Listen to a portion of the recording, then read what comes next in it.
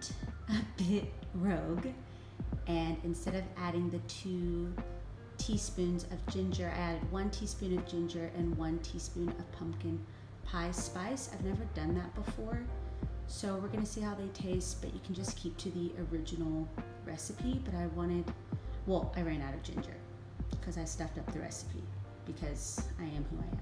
So anyway, that's all I wanted to say.